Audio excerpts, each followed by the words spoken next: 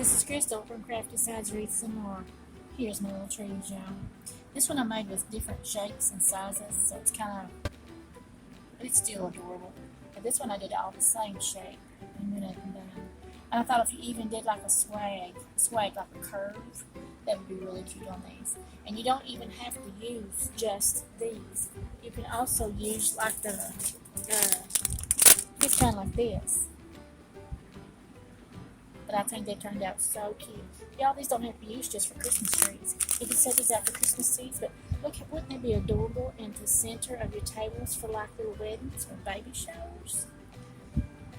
Go have fun. Show me what you make. Bye-bye for now.